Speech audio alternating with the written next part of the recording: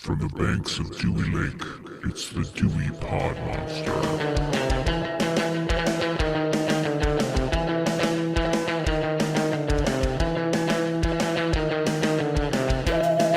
All right, welcome back. This is the Dewey Pod Monster podcast. This is your weekly podcast about consumption.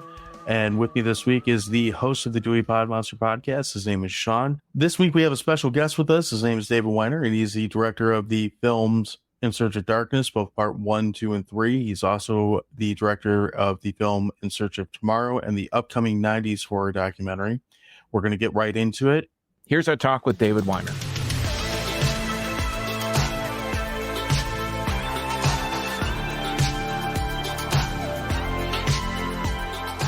We noticed that the Into Darkness series, which we both fell in love with over the last 2 months or so, that you can really track the progress of the film by looking at Corey Taylor's hairstyle throughout the documentary. And that it kind of evolved from the first film all the way through to the third film. Yeah, that's right. You can check out Corey's tan lines. He's in Las Vegas whenever we speak to him. So you could tell what the weather's like and, check out his tan lines and his ever-evolving wardrobe, hat or no hat. And that's how you know where you are. That's the trick also. You know, Corey Taylor's been in all three In Search of Darkness movies, and he's wonderful and he's great. Sometimes, though, there's more material from a previous In Search of Darkness. And so there are times where he's covered some films where I want to kind of cover it in part 2 or part 3, but it was from the part 1 interview. And so I go to great lengths to try and keep the semblance of, if it's part 2 and it's a new interview, everyone looks the same. But sometimes you just have to use your, suspension of disbelief as to the time zone, just because the content is so good. So bringing that up, when you plan these movies out, did you have an idea that you were going to do 3, or was it you did 1, it really took off, but you couldn't cover everything you wanted to, and you made a second, or was it all kind of the grand scheme at the beginning? It's it sounds more genius-like if I plan this all out as a trilogy attack and more. But the truth of the matter is we crowdfunded the first In Search of Darkness with the hopes that we would get to make, maybe a 2-hour documentary. And if we got enough backers, maybe if we hit our stretch goals, we'd do a 3-hour documentary. So there was never a plan to do more. There was a hope to potentially do more, but we really took these movies one movie at a time. And the reaction when we put this movie out, A, the backers really loved it. And then B, when it went to Shudder, we got a whole new legion of appreciators. And it was really, it just gave us permission to do more. And, a long story short, when I did In Search of Darkness 1, I'm looking at a decade of 80s films from around the globe arguably in the 4 digits of how many films there are, hundreds and hundreds and hundreds and hundreds. And so how do you tackle that? How do you divide it up? How do you organize it? And we made a distinct decision to organize these films from 1980 to 1989, cover as many films as we can within each year, and then do a larger context chapter in between each year. But you find that, especially with part 1, there are so many unknowns. If you go really obscure, really quick, you probably are going to alienate a lot of the people other than the really hardcore fans. If you go only the heavy hitters and only the really, really commercial box office films, people are like, well, I've seen that, been there, done that, So the idea was ultimately, I made a hard decision to cover North American films only for the first one, with lots of heavy hitters, but also lots of eclectic choices. But ultimately, with the hopes that one day we'd be able to just explore more. And so really, we got the vote of confidence after we did the first In Search of Darkness. People loved it and said more, longer, longer, longer. And I was happy to oblige. And without getting into too much of the tech details of it, you kind of have to draw the line at about 4.5 hours, literally, because that's about the capacity of a Blu-ray. Otherwise, it gets, you got to get a dual layer disc. It holds more, it's more expensive. There are all these costs that are involved. And that sort of set the tone of how we were going to do it. Crowdfunded, nice and long, 10 years, movies in between. And that formula kind of stuck. And we did that 3 times in a row and did this trilogy where each time we got to get deeper and stranger and weirder and more fun. You mentioned that it's a big task to tackle. How much material did you have going into editing for, at least for the first one? Like, would you have had enough to do longer, or was it something where you had to cut it down quite a bit to get to what you had, or how did that work out? When I first put the first movie together, I outlined it pretty meticulously in terms of what I really wanted to be in there. But there were a lot of variables of, well, let's see what we're discussing. Let's see who likes what. So I sat down with close to 50 people for the first one. Icons of the era, John Carpenter, Heather Langenkamp, Joe Dante, Doug Bradley. And so directors, writers, special effects masters, actors. And the idea was I sat down with everybody where we would all talk about their films, but also the films that they loved and respected and just sort of larger context ideas and topics about the era. But what happens is if someone is really enjoying themselves, and they're being very generous, you get into an hour conversation, a 90-minute conversation, a lot of 2-hour conversations. And it's like, oh, here's, towards the end, we're like, okay, here's a list of a lot of the films that came out. Why don't you pick a year and I'll list the films that came out and you can tell me what your favorites are and maybe say a couple words about it. And next thing you know, you're just talking even more. And so the idea was, I had a very specific idea of what films I wanted to start with and what topics I wanted to discuss.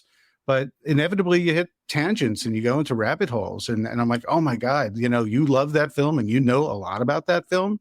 Now I got to put that in, and who knows, maybe find some other people who could sort of chime in and make it a large celebration of that particular film from that particular era. I love that you use the word rabbit hole there, because I think the first time I talked about this documentary on our show, I mentioned, it's like, this is the biggest rabbit hole that I've jumped into. And at that point, I was only into halfway through part 2 of the 3. And it's a 5-hour documentary, so I had to, do things like go to work and be somewhat responsible. But that I can't believe that you didn't strap yourself in and lock the doors. Okay, I more or less did every chance that I could. But I love that the way this plays out. I'm sure this was intentional. It feels very much so like the average, horror fanatics foray into the genre, that you start with the big stuff, your Halloweens and your Fridays and those types of things, and you just keep going further and further down the rabbit hole. And hearing people like Carpenter or Savini will talk about it all the time, or guys like that talk about not just their films but other people's films, makes this a really unique and fun documentary to get through. Thanks. I'm glad you recognize that. I think for the hardcore horror fans, it's especially when you get into part 2 and part 3, it's really about discovering new films or finding out more about the films that you really didn't quite know about, because so many people know so much. But there is a nostalgia element, but like I said, the celebration of this era. It's very cool. One of my favorite elements is having, Joe Dante talking about, Killer Clowns from Outer Space. It's just a movie he loves and admires and recommends, or Motel Hell, for that matter.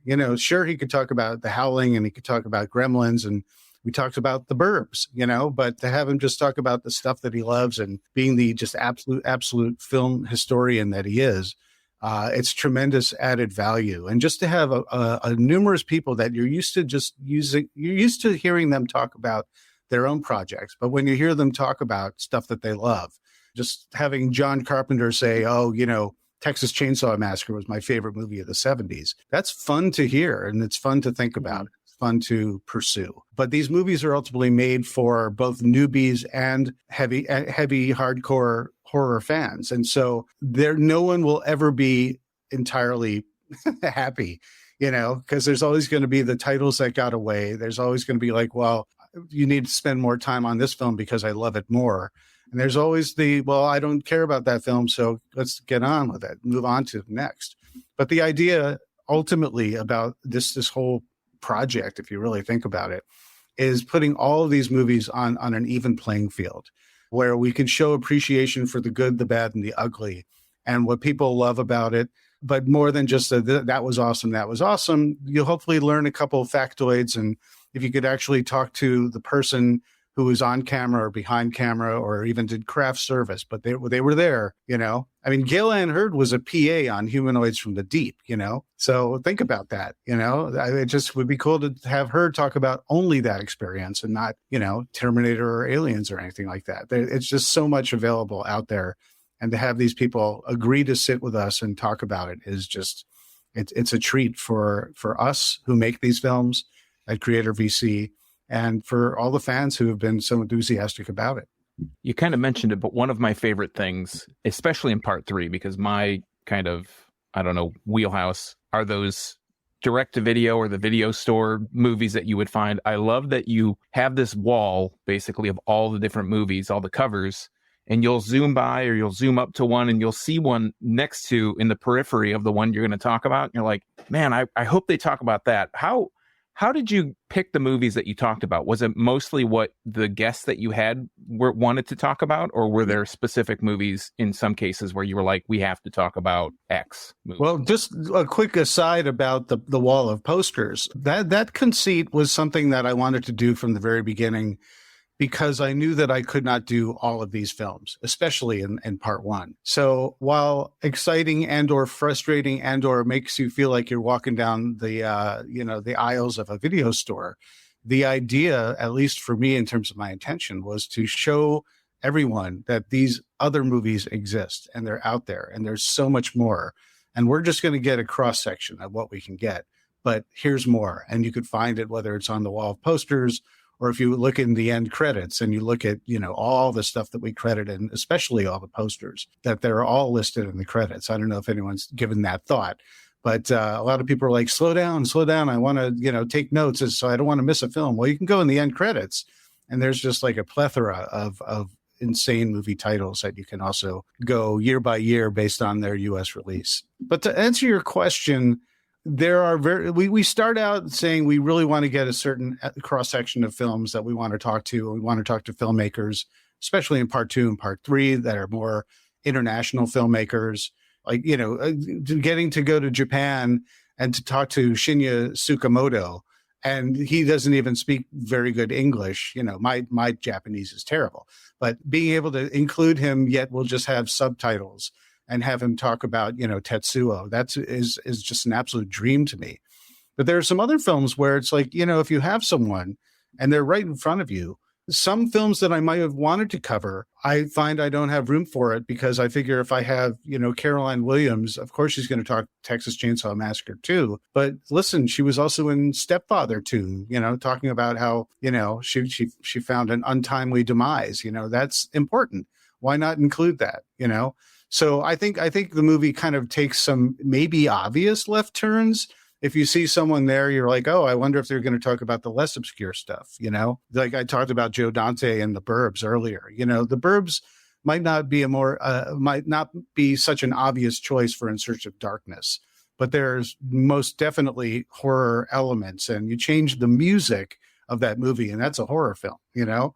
So absolutely, it's about who's there and who's available, but it always starts out with who can we talk to, what kind of films what diversity of films can we include, and who's going to say yes and sit down and make themselves available.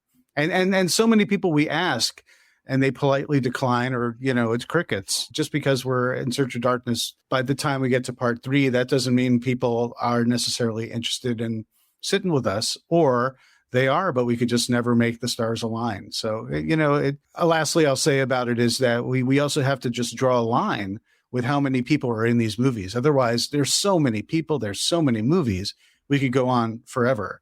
At a certain point, for budget and for time constraints, you just have to draw the line and say, yes, I want everybody, but we got to just stop with this person and then get to assembling our movie. Did you have any movies that you've discovered for yourself as a result of doing this? Many. I'm a 70s kid and an 80s teen, and I'm still an 80s teen. I haven't gotten any older. But I saw many horror movies, but I didn't see them all. There were so many. And at a certain point in the 80s also, I kind of got a little cynical where when you're in your teens, you're just like, yeah, that's Friday the 13th part 8. Do I really need to see that? Even though I did see it. But, do I really need to see part 8? I've seen them all. It's cynical. It's just a franchise. It's just a cash grab. But you always find yourself coming back to them at a certain point. For me, this was like the best homework anyone could ever have.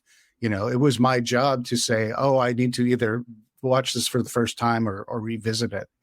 There's some movies like I was sitting down with Julie Brown, MTV's Julie Brown for the other. I did a film called In Search of Tomorrow, which is about 80s sci-fi. And I sat down with her to talk about Earth Girls Are Easy. And while we're chatting about that stuff, she's like, oh, you're doing another In Search of Darkness. That's cool. Well, I was in one. They killed me and I got naked, but I don't think anyone remembers. I'm like, you must tell me this and I will include it in Search of Darkness 3. And the next thing I know, I had never seen or heard of Bloody Birthday. And now I had to include that. And I got her perspective of doing her first nude scene and just being in some, arguably forgettable movie, which is actually pretty fun. It's like Killer Kids. How could you go wrong? We wanted to ask about In Search of Tomorrow because I don't think either of us have had a chance to take a look at that yet. So is that kind of the same concept as In Search of Darkness, but with a sci-fi lens on it? Absolutely. It's kind of, if it ain't broke, don't fix it. And so for In Search of Tomorrow, we go 1980, 1989, larger context chapters. We got 70 icons of the era to sit down with us. So, everyone from the late Ivan Reitman to, Dee Wallace talking about E.T. to, Lance Guest talking about The Last Starfighter and talking about Jaws for the Revenge. So, we're a small operation. So sometimes when you sit down with these folks, you kind of cross-pollinate. You're like, listen, I know you did multiple genres. Well, if you're game, sit and talk to me about it. And so, but In Search of Tomorrow, it's very much the same format. I would argue the tone is a little less visceral. It's a little more intellectual, but it's still just a fun celebration of a time and an era. But I think it has a larger reflection of the times in terms of the discussion than In Search of Darkness does. In Search of Darkness has plenty in terms of how the 80s movies horror genre felt, it fit in the zeitgeist of the 80s and how the times of the 80s impacted the horror movies and vice versa. But those movies, they focus a little more on just the filmmaking aspect and the impact of the films themselves. I don't go into the rabbit hole, so to speak, of too much of the socio-political elements that were going on in the 80s. I really do focus more on the films.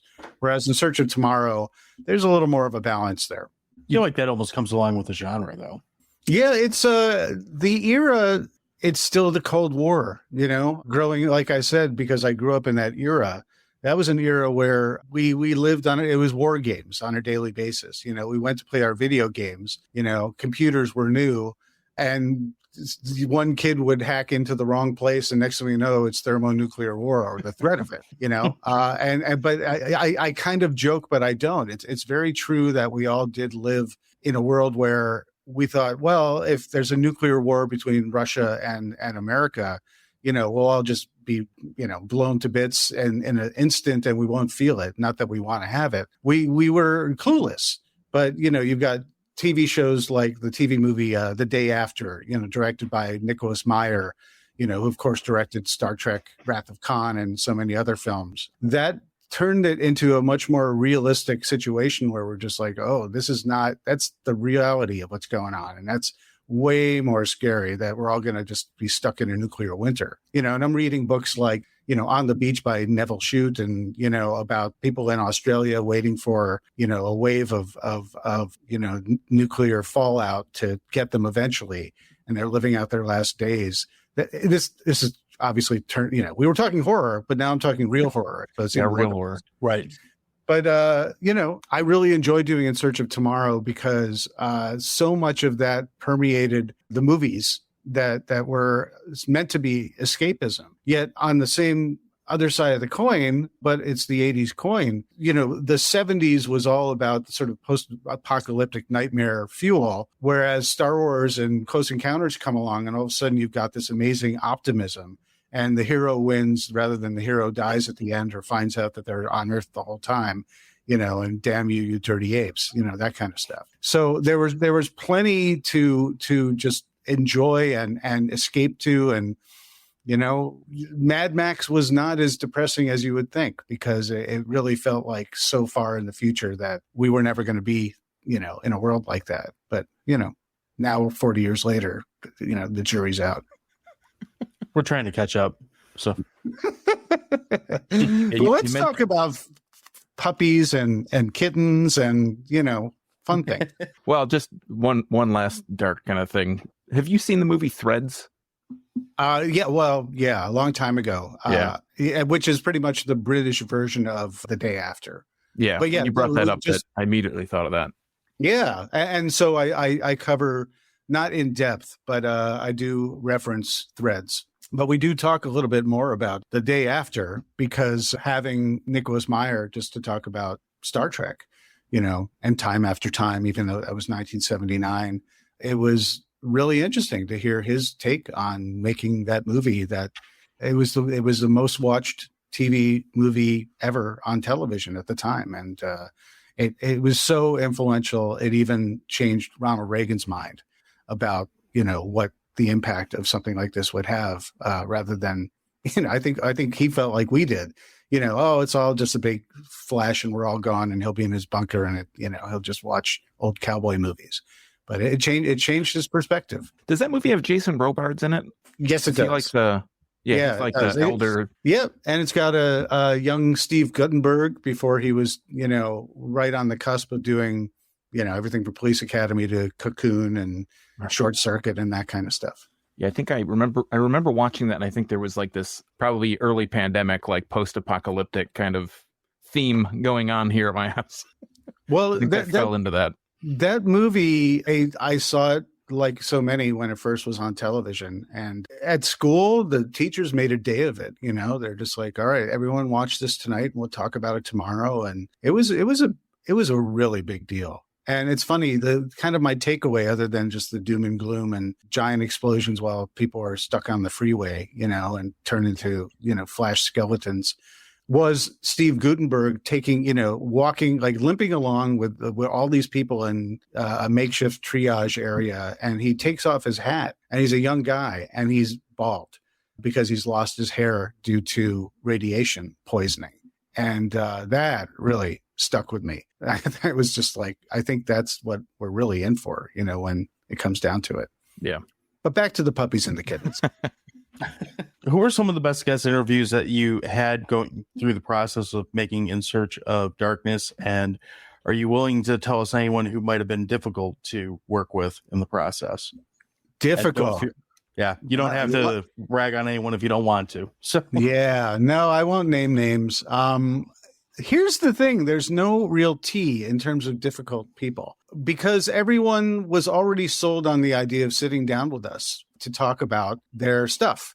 You know, and some people, they're a little bit on autopilot at first, but I think once people recognize, first of all, they've already chosen to sit down with us. So they're already in an agreeable mood to talk about this stuff, you know, and reflect on it. I think they find once they know that I, A, appreciate their career, B, know their career, C, can talk about films that we're not even covering in the movie, but just have some small talk or go down, you know, some tangents about it. They recognize that they're sitting with someone who knows and appreciates their stuff. And you'll find you get a really good interview out of that. You know, maybe borderline the closest person, and he was not difficult, but was John Carpenter, you know, because John Carpenter is incredibly self-effacing. I think he comes across very clearly like that in these movies, you know, because yes, he's the horror master and we all bow down to him. But fundamentally, you know, he'll look at the thing as a failure. And it's like, well, too little, too late that it's a classic now. You know, where were you guys when I needed you? You know, right. And that's kind of how he thinks about these things, and he thinks about, well, because of that, I didn't do Firestarter, because I didn't want to do part 2 of Halloween, but I still wanted to control it. I wrote it, but I don't think it was my best work. And then when I tried to pivot and turn it into an anthology, no one got it and everyone rebelled. Well, that's interesting stuff. But for him, it still stings a little bit. But everyone is just so fun to talk with. It's great. I mean, I've done this for many years. Prior to In Search of Darkness movies and Tomorrow, I was at Entertainment Tonight for 13 years. I've written for the Hollywood Reporter and for LA Weekly and stuff like that. So what all that says, that's not a brag. That's just my job. So I'm very used to talking to all sorts of really very famous people. But for me, the inner geek is screaming at how exciting it is. So I compartmentalize and, I sit down and I'm all just, all business and, easygoing. But it's usually when they say yes that I squeak and squeal and get really excited. And then once the job is done and they say, hey, nice convo, I'm like, yeah, that's a nice convo. Let's take a photo. Okay, sounds great. Well, it's a pleasure. If you need anything else, let me know. And I'm like, sure. And then I'm just like, yes, that was a great chat. And we got some great stuff. So it's a dream job for me because I get to meet my heroes and I get to find out that 99.9% of my heroes are just good human beings. And most of them are really very happy to be appreciated after all these years. I had a question I was curious about in the scenarios where you obviously you interview a lot of people for this. Was there any scenario where did you do interviews at conventions or did you have to go where they were or was it just one off each interview? Yeah, no, we don't do conventions. We don't do sort of red carpet or catch them at a junket or at a convention. We might go to a convention and adjacent set up, an interview there. We've done that for other projects. In fact, for Aliens Expanded, which I'm executive producer on that, but Creator VC is doing and Ian Nathan is directing that. We caught Michael Biehn in the right place at the right time after trying to track him down, and Ian sat with him right before he was making his convention appearance in the UK. We are very fortunate to have people say yes, when, and where. And they either come to our studio. We have one in Los Angeles, or we'll go to their house. Or if they're in other parts of the country, I will either go there or post-pandemic. During the pandemic and post-pandemic, we do a lot more remote interviews where we have a camera person come in because we never do Skype interviews. We never do Zoom interviews. Right. The only Zooming or Skyping is when I'll be face-to-face doing the questions, but we have a cameraman with a 4K camera, a camera person to get the interview with them in person. It makes a huge difference when you can have the time and the focus of just one interview and one purpose. Yeah, and then if they run long, you're not worried about, oh, hey, sorry, no, can you stop? We got some bigger guy or... Yeah, it's true. And also there are some people, where they said, well, you get there and you thought you were going to have an hour and they're like, well, I really only have about 20 minutes. But then once they get comfortable and realize that it's something that they like, they magically find more time. I can give you more time. We can do another 20 minutes and then you do 40 more minutes, And so that to me is always just the badge of honor where they were a little trepidatious, but they gave us their time. But as soon as they find out that they're in safe harbor, then they'll give a great interview and they're happy to just keep talking. That's the fun of it for me. That's what makes me really proud of the interviews that we get, is when people actually are happy to be there. It probably makes it a lot easier just in general. Yeah. I mean, I'm not saying they're not happy, but we've all seen those bad junket interviews where they're just impatient or even they're there or they're just there to promote their project, but it's the very end of the day. And they're just then ask the same question 40 times. And I'll share a story. The first ever junket I ever did was for Joe Dirt and David Spade. And I was at Entertainment Tonight, and it was like a great opportunity for me because there, someone was unavailable and they're like, David, could you do this? I'm like, yeah, okay, let's do it. And I remember I got there and it was just the tail end of the day. And David Spade had been trapped in this hotel room, tiny hotel room, hot, all day long. And I kid you not, by the time I got there, and he was very nice and he gave me a good interview. But I kid you not, when I walked in to sit down, he was over in a corner. This sounds like an exaggeration, but he was comically banging his head against the wall repeatedly. And I was just like, holy crap, this guy is like spent. He just does not want to be here. So, yeah, it's always interesting. So kind of building off that was there anyone that you wanted to talk to for this series that you didn't get the chance to? Many, many, many. Some we danced around and we couldn't make it work. Others we just they weren't interested or they didn't respond. We definitely wanted to get Clive Barker, and we'll probably try and get Clive Barker again for the 90s. There were times for like the first In Search of Darkness. You'll find there some of these people who pop up in part 2 and part 3 are people that just we couldn't get in part 1. Either just because we had to just draw the line or just they weren't available. I mean, I remember going back and forth with Tom Savini for part 1, who said, yeah, sure, I'll do it. But he was always on project to project and thing to thing. And every time we try and make it all work, it just didn't work. And then I remember for part 2, he's like, how come I'm not in part 1? And I'm just like, we tried, and same thing with Robert Englund. Robert Englund gave me a wonderful compliment. He's like, I'm sorry, I wasn't in part 1. And, I had different management and they probably just said no, without me even knowing about it. But I really like, your movie, part 1. And I'm excited to be in part 2. Let's do it. And that was just the ultimate validation. And he sat with me for 3 hours talking about horror and sci-fi. It was very cool. I got the impression watching him that he was there for quite a while. Like he looked very comfortable in that interview on part 2 for sure. You might find at one point he changes shirts as well. I tried to keep it consistent. I'm like, wait, that first 25 minutes, you had the lighter shirt on, but then he changed because it was a hot room. But anyway, yeah, he's a good guy. He spins an incredible yarn and he takes his time getting to the point, but it's a great thing. I mean, it's just like he loves to paint a picture. So it's, what's the question? What's your favorite color? And he'll say, well, I woke up this morning and I had my tea. It took a while to warm up because the fire wouldn't catch. But I was thinking to myself, what color mug should I want? And he'd like go and talk for 20 minutes and then give you your answer. And you're just, like, let's read the phone book next. So the movies In Search of Darkness 1, 2, and 3 all cover, like you mentioned earlier, year to year to year. They cover movies within those years. But in between the years, there are these interstitials that kind of talk about specific topics of the time frame. How did you come up with the different interstitial topics that you wanted to cover throughout the entire series? Well, first of all, the idea, Robin Block is the creator of In Search of Darkness. Okay. And he hired me on and we worked together on the concept. He wanted to do it, let's do the whole decade, movie after movie after movie. And I said, that's a great idea.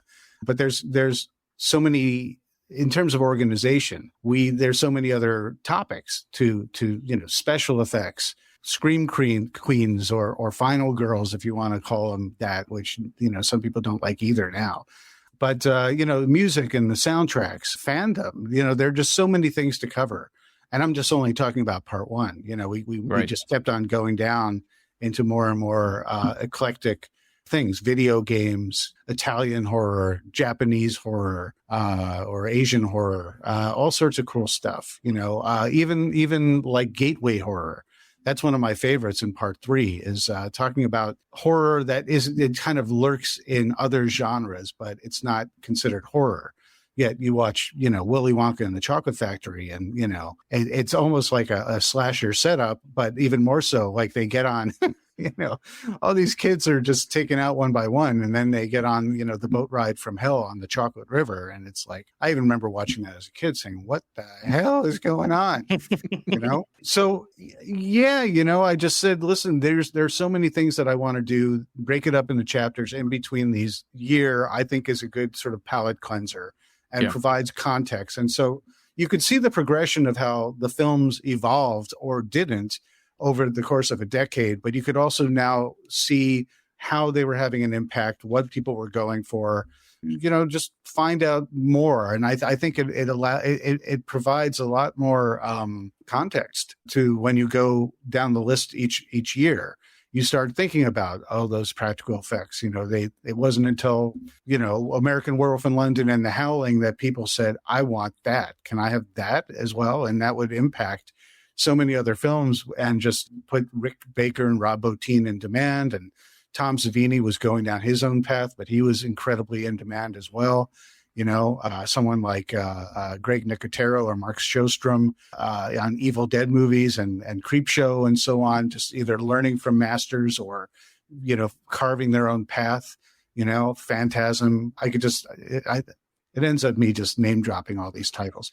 But ultimately, it's what's cool is it's more interesting to me to be able to cover all these different things and to if not very in depth, at least touch upon topics that are flashpoints for conversation that you could have further down the road once you turn off the movie and say, yeah, they talked about this. How do you feel about this? And to show opposing viewpoints and not insert my own as the director of this. It was very important to insert as very little of my own opinion as possible. And I wanted everyone to balance the conversation and talk about how they felt about things. And sometimes everyone was in chorus for or against something. But for the most part, it was interesting to see the differing points of view. So I think we have two more questions that we really want to try to get to, and then we'll let you go.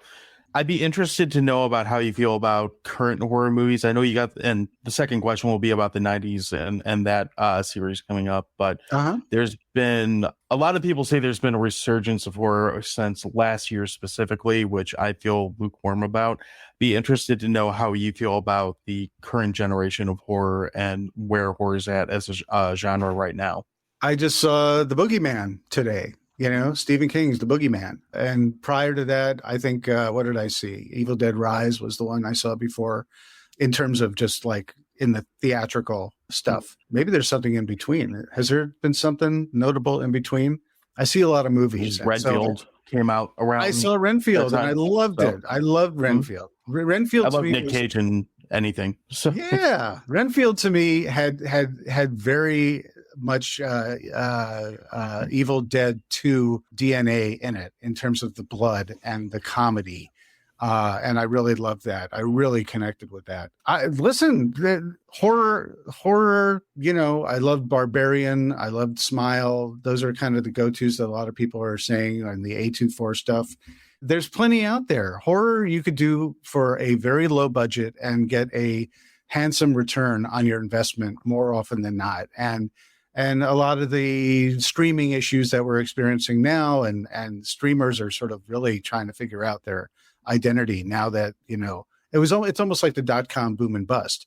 Everyone ran to make their own and then they realized, wait, how do you monetize this for the long haul? Yeah. And so it's interesting to see a lot of films that were only meant for streaming are now getting theatrical and they're horror because Evil Dead Rise was one of those. Yeah, Evil Dead Rise. I think Boogeyman was one. Smile was one. And so the state of of horror today, there's the more the merrier. It's always been around. I think it's just getting more respect now.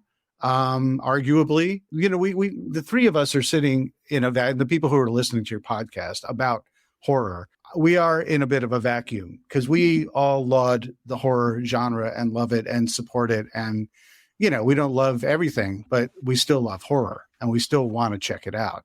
But there's still plenty of people who just say, you guys are twisted and what's your problem? What's your weird, or you're worse. And so it's still out there, but the box office numbers, they can't lie. And so Hollywood will always, let me put it this way. There's always the intermittent article saying horror was dead and now it's back. And it was never gone, but people are noticing when it does great box office, and it's always going to be that way. And so I'm just glad that we're getting more on streaming, and Stranger Things, is something I love it. it's easy to take digs at it because it's really big. If you guys love it through and through, great. But a lot of people say, oh, well, it's cliche and derivative. Listen, they're on season 4. Everyone wants to be like them. And if they can carve out a space and say that this is acceptable and is going to do really well and it's merchandisable and everyone wants to make something like it, or sell a show like Wednesday or something like that, just something that's like it. Not that that's like Stranger Things, but they look at it all in the same sentence. But ultimately, I just feel like there's so much out there, and you just need to go out and support this stuff continually, because then you'll get more unique, original ideas. And for every complaint people have about a remake, a reboot, a sequel, those are required, because when those do great business, then that opens up space for people to do one-offs and try new things. Megan, that kind of stuff. Arguably, maybe, I don't know how original that idea is, but it's prime for the time, and it did really, really well on a low budget, and it makes complete sense. And of course, we get Megan 2 5 minutes from now. It's already in the works, but I welcome it, because then there's going to be more, AI thrillers, and people just see the success of the genre. And I think the state of horror today could not be better. I never got people complaining about movies being remade and rebooted. I understand if you don't like any one particular title or something like that, that's fine. But the people who get so upset about it that they act like they're just going to turn their back on everything and burn the world down. It's like, you do realize the original movie is still available for you to watch if you want to watch it. Right. It doesn't. Thank you very much. Replace it, or is that what you're saying? Right. How dare you replace you've destroyed my childhood in the process. Yeah. It's always going to be there. It's always going to be, you're going to make new Indiana Jones. There's going to be a new Escape from New York. Kurt Russell would be like, listen, I made it. You went to it. You enjoyed it. It's there for anyone who wants to see it. No one could take that away from us. And whatever you do afterwards, it's only going to be in comparison to the original. And even if it's arguably better for some people, it's introducing people to a franchise, that they might not know about, and they might want to seek out the original. So it's always good. People, I know you guys know this, but a lot of people forget, like in the 80s, The Thing is a remake. And that's why a lot of people didn't just like about it. to say that. So Yeah, Siskel and Ebert, they were a bit split on it, but they only compared it to the childhood film that they loved in the 50s, the Howard Hawks produced one. The Blob remake was great. The Fly, incredibly just brand new movie based on a 50s, B movie premise, and they're masterpieces, Even a movie like, in my opinion, two of my all-time favorite movies is Friday the 13th and the original Dawn of the Dead. And I went into both those remakes expecting not to like them and loving both of them. So it's not to say that it can't be done with a modern movie at the same time. And that's what I always try and hold on to. I am not above personally just saying, oh, really? Yeah. When I hear about a remake, a reboot, or anything like that. But I will not be vocal about it, because that's my personal code.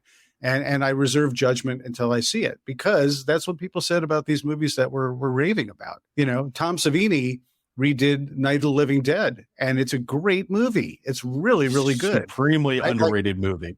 I like it more than the original. Don't shoot me for that. But there's space for both, and I do love the original as well. But which do I? If I have the two of them sitting there, and I'm just sitting there on a Friday night, I'm more likely to go to the Tom Savini version. In fact, that's something I always return to, kind of as a late September, early October, get in the Halloween spirit mood. That's my ritual, and I return to it practically annually. I think we all have one or two of those, so probably have come up in the course of this conversation. The other thing we wanted to touch on is, we know we have, is it called In Search of Darkness for the 90s as well, or is it? Yeah. It's just call it In Search of Darkness 90s for now, Okay. and it'll be called that. It'll be called In Search of Darkness, but what we're doing is, I'll just jump on. You can feel free to ask any questions, but I'll just speak in that it's going to be 1990 to 1994 for part 1. And then 95 to 99 for part 2. I think it's going to make it a little more digestible for us who make these massive long form films. Takes a lot of time, takes a lot of effort. This makes it a little more manageable, because we'll still be doing a long form film, but we'll be able to include more. So it's going to be crowdfunding this October. And crowdfunding is equivalent to a pre-order for us pretty much. But I'm excited to dive into it. Once again, like we've done in the last couple In Search of Darknesses, is we want to invite you guys and everybody to participate in helping to shape this movie to be what you want. Very much by the fans, for the fans. So you guys, we're going to have you guys suggest movies. We will have you guys vote on the top films that you guys have suggested. You guys can suggest chapters and people that you want to see in the movie. Because we're fans as well, and we want to make the best movie that we can for ourselves. But we absolutely thrive on the feedback that we get for hearing what you guys want in a movie like this. You guys are all passionate and have all thoughts about this. So, in the coming weeks, keep an eye out on our socials. Currently, everything's at 80s Horror Doc. So on Twitter, Facebook, Instagram, TikTok, eventually, perhaps, go to 80s Horror Doc. But it'll be 90shorrordoc.com when we do the crowdfunding, and keep tabs on our communication with you guys and the backers to start sharing. We're already doing it now. Just start sharing your opinions. I think one of our questions this week, Carla Hampton does our socials, and she does such a great job. And she always comes up with really great questions to sort of bring out some good conversation. And a big thing about the 90s movies was, horror was sort of like people didn't like to call it horror did not resonate well as a genre after the 80s and the explosion of that. So everyone was calling things psychological thrillers if they wanted to have a higher box office. Stigma was the word my brain escaped me. And the word horror kind of had a stigma, so they'd call it a psychological thriller. But what is Silence of the Lambs? Truly, really, it's a horror film, right? But even something like Basic Instinct, an erotic thriller, but it's about a serial killer mystery, right? So, whether it was a massive box office hit like those two films or a full moon entertainment, straight to video, Roger Corman kind of stuff, I want to know what you guys like and love and want to see. And what the best problem that we always have is there's never enough room. So I need to know what's going to make the cut the first time around.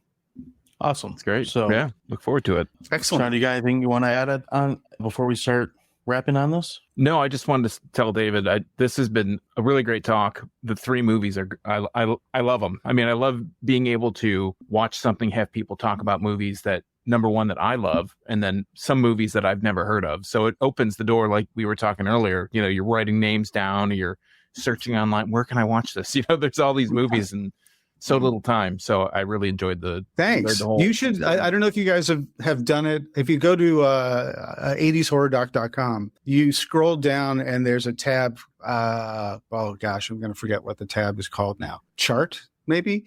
But we have a thing called the ISOD Movie Challenge, where we have a PDF of every single movie that we cover, just the main movies each year, in part 1, part 2, and part 3. And it's a downloadable PDF.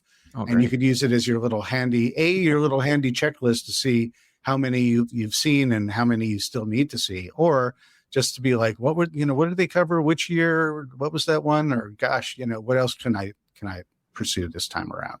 So it's like your own little AFI list that you can check off. Exactly. Well, David, I want to thank you for taking the time to talk with us. You've been awesome. I also absolutely love this documentary series. Can't wait to see In Search of Tomorrow and the 90s doc. And I want to give you the chance, if there's anything you want to plug, or if you want to send our listeners towards, feel free to drop whatever plugs you want to drop at this point. Sure. Well, hey, first off, I appreciate your appreciation. I really do. It really means a lot to me that these movies are just resonating with guys like you and just people who love this stuff. These movies ultimately are really about not necessarily the movie itself, but where you were, who you were with, what you were doing when you saw it. Did you sneak it, in the middle of the night on cable? Did your friend have a bootleg tape that when your parents were out at dinner, you got to come over, let's watch Faces of Death, it doesn't matter how good these movies are. It's really about the memories that it brings back for you. And just to be able to sort of cover so many of these films and to bring back just happy memories or even difficult memories, but that you've grown and struggled and evolved from. It's important stuff. And, what I'm doing, do I think it's self-important? Absolutely not. But I recognize that this stuff has kind of gotten bigger than what we started with. And it really resonates for the reasons why I just mentioned. And so I'm real happy that you guys are helping to spread the word, and just the stuff that you cover in your podcast. You guys are really passionate about genre film and horror film and just fun going to the movies. Like you're spending time out of your week to sit and shoot the shit about the stuff that you're passionate about. Yeah. And if anything, you guys are helping to curate for other people who need to either learn about stuff or make decisions. And, your work, whether or not you think it's important or not, believe it or not, it is, so that's good stuff. But all I need to plug is, In Search of Darkness 90s, just check our socials at 80s Horror Doc on Instagram, Facebook, and Twitter. And, come this October, that's when we're going to be really ramping up for In Search of Darkness 90s to get it going.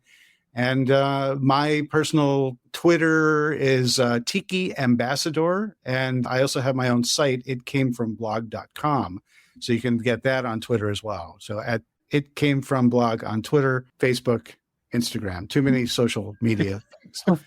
But the It Came From Blog stuff is a lot of my interviews that I've done when I was at Entertainment Tonight or Hollywood Reporter, or just new stuff that I'm doing, books that I'm reading and authors that I'm talking to or whatnot. But if anything, that stuff is just sort of my steady brain dump of pop culture randomness and eclectic weirdness that makes me happy. And then when people say, oh my God, I haven't thought of that in 30 years, makes me happy that people respond to it. I feel like that's half of what our show is, even though the last month or so has been things that are suggested to us for, we think, torturous reasons. So sometimes, yeah. We've been taking a lot of listener requests, and they seem to not like us. Well, that can't be true. What? People love an opportunity to complain when things aren't exactly the way they want it. But fundamentally, this is your show, so you lead the charge, and the people who want to follow will follow and support you. The people who want to complain will complain. the rest can tune out, But don't let that stuff throw you, because there's always going to be people who like to complain just to throw people and make themselves feel better. So don't let that throw your day. We love it. We find ways to have fun with it. So we're a little good ourselves, I think. Yeah. So it all works. Well, there you go. You got to have a thick skin in this internet wasteland that we live in. Right. All right. So we want to thank David for hanging out with us and having this chat. It was an absolute honor for us. And John, I just wanted to mention, if you're looking to watch the In Search of Darkness documentary series, you can stream it on AMC Plus, DirecTV, and Shudder. We'd probably recommend you watching it on Shudder because there's a ton of other great horror movies you can check out while you're there. Yeah.